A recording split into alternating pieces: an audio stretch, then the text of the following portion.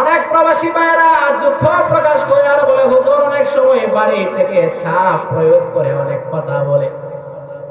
ও মা বোনেরা শোনো, বাবারা শোনো, আপনার সন্তান বিদেশের জমিনে থাকলে, আপনার সন্তান বিদেশের জমিনে থাকলে আপনি কোনোদিন আপনার সন্তানকে ধমক দিয়ে কথা বলবেন না, চাপ প্রয়োগ করবেন না।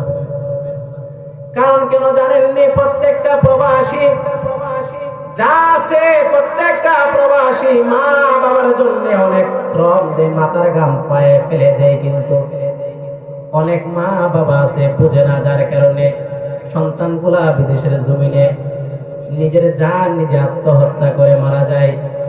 ও মা বোনেরা শোনো, আপনার স্বামী বিদেশের জমিনে থাকতে পারে, আপনার সন্তান থাকতে পারে, অনুগ্রহ করে বলে যায় আপনি কোনোদিন আপনার সন্তানকে চাপ প্রয়োগ করবেন না।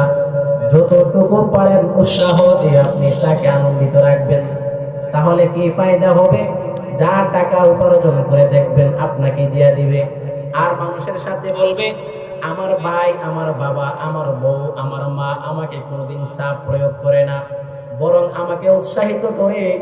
আর অন্যরা বলতে পারবে কি, তোর মা বাবা এত কিছু করে, কিন্তু আমাদের মা বাবা তো আমাদেরকে চাপ প্রয়োগ করে। এই চাপ যখন সন্তানকে দেয়, ওই সন্তানটা চাপ না নিতে পেরে নিজের জান নিজে দিয়ে আত্মহত্যা করে কিন্তু মারা যায়। এই জন্য মা বোনেরা শুনে রাখো, স্বামীকে কোনোদিন চাপ দিবা না।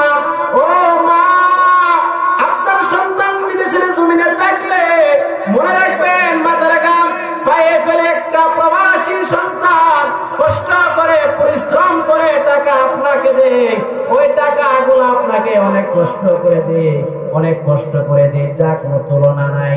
এই জন্য বাবাদেরকে বলি, মাদেরকে বলি, বোনদেরকে বলি, স্বামী থাকলে কোনোদিন চাপ প্রয়োগ করবেন না, সন্তান থাকলে কোনোদিন চাপ প্রয়োগ করবেন